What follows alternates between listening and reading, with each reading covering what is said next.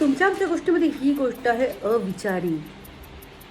एका गावात एक विणकाम करणारा एक व्यक्ती राहत होता आणि तो त्याची उपजीविका त्या विणकामवर करत होता. काही दिवसांनी त्याचं विणकाम हे बंद पडलं. आता तो आपलं घर कसं चालवणार या चिंतेत होता. त्याची बायकोने त्याला सांगितलं की तुम्ही आता जंगलात जाऊन लाकडं तोडा. त्याने तसंच केलं. तो जंगलात गेला, एका झाडाजवळ येऊन उभा राहिला. त्या झाडावर प्रहार करणार त्या क्षणी यक्ष त्या झाडात होता आणि तो म्हणू लागला की मला तोडू नको, मी इथं राहतो, हे माझं घर आहे. यक्ष म्हणजे पुराण काळातील एक भूत आत्मा म्हणजेच यक्ष.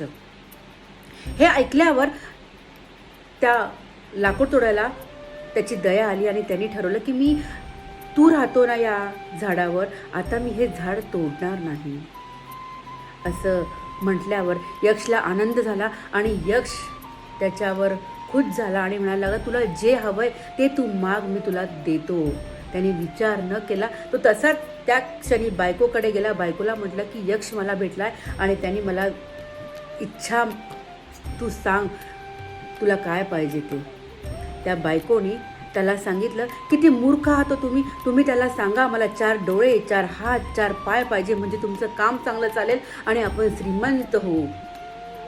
तो तसाच त्या पावली तिकडे गेला आणि यक्षला त्याने सांगितलं. यक्षने त्याला 4 हात, 4 पाय, 4 डोळे दिले. जेव्हा तो तसाच गावात आला तेव्हा गावातील लोक त्याला बघून पळू लागले, घाबरू लागले. कोणी त्याला मारू लागलं, त्याला काठीने मारलं, त्याला दगडाने मारलं आणि तिथंच त्याचा जीव गेला.